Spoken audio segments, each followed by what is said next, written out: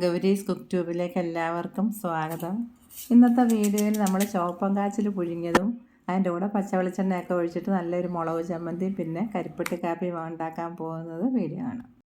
ഇപ്പോഴാണ് കാച്ചിലൊക്കെ കിളച്ചെടുക്കുന്ന സമയം, വിളഞ്ഞിട്ട് അതിൻ്റെ ഇലയൊക്കെ പഴുത്തുണങ്ങി പോയിട്ടുണ്ട്. അപ്പോൾ ഇതിൽ നല്ലൊരു കാച്ചിൽ നമുക്ക് കിട്ടിയിട്ടുണ്ട്.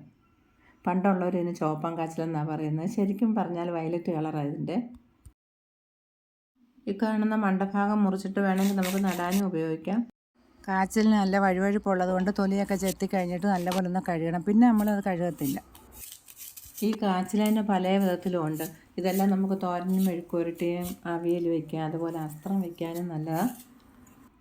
ഇനി നമുക്കിത് കഴുകിയെടുത്തിട്ട് വന്ന് ഒരുവിധം വലിയ കഷ്ണങ്ങളായിട്ട് മുറിച്ചെടുക്കാം. പുഴുക്കനെന്ന് പറയുമ്പോൾ ഏകദേശം ഈ ഒരു വലുപ്പത്തിലാണ് ഞങ്ങൾ മുറിച്ചെടുക്കുന്നത്. തീരെ ചെറുതാണെങ്കിൽ വെന്തങ്ങ് കലങ്ങിപ്പോയി. ഇതാകുമ്പോൾ നമുക്ക് മുറിച്ച് കഴിക്കുകയും ചെയ്യാം. ഇതുപോലെ തിളച്ചവെള്ളത്തിൽ വയ്ക്കുകയാണെങ്കിൽ പെട്ടെന്ന് വെന്ത് കിട്ടും. പച്ചവെള്ളത്തിൽ വയ്ക്കുകയാണെങ്കിൽ വേഗം കുറച്ച് കൂടുതൽ സമയം എടുക്കുന്നേ ഉള്ളൂ. എങ്ങനെ വെച്ചാലും മതി. ഇപ്പോൾ ഫ്ലെയിം കൂട്ടിയാണ് വെച്ചിരിക്കുന്നത്. കാച്ചിലൊക്കെ ഇട്ട് നന്നായിട്ടൊന്ന് തിളച്ച് കഴിയുമ്പോൾ മീഡിയം ഫ്ലെയിം ആക്കി വയ്ക്കാം.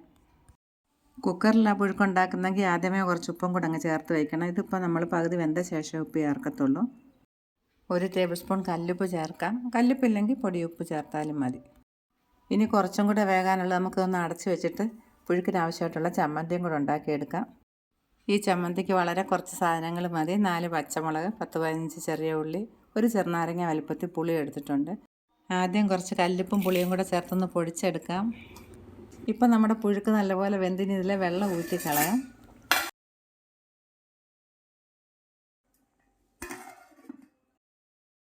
ഇതിലോട്ട് നമ്മൾ മുറിച്ച് വെച്ചിരിക്കുന്ന ചെറിയ ഉള്ളിയും പച്ചമുളകും കൂടെ ചേർത്ത് ഒന്ന് ചതച്ചെടുക്കാം. പൾസ് മോഡിലിട്ട് 1-2 പ്രാവശ്യം ഒന്ന് കറക്കി എടുത്താൽ മതി. ഉള്ളിയും പച്ചമുളകും ഒക്കെ നമുക്കൊന്ന് കടിച്ച് കഴിക്കുന്ന പോലെ കിട്ടണം. അപ്പോൾ ഇതേപോലെ ചതച്ചെടുത്താൽ മതി. ഇനി നമുക്കിതിലേക്ക് ആവശ്യത്തിന് വെളിച്ചെണ്ണ ഒഴിക്കാം. നല്ലപോലെ വെളിച്ചെണ്ണ ഒഴിക്കണം. എരിവും കുറഞ്ഞ് കിട്ടും, നല്ല സ്വാദും ഉണ്ടാവും. ഇപ്പോൾ തന്നെ നല്ല എരിയുണ്ട്. കൂടുതൽ എരി വേണമെങ്കിൽ പച്ചമുളക് കൂടുതൽ ചേർത്താൽ മതി.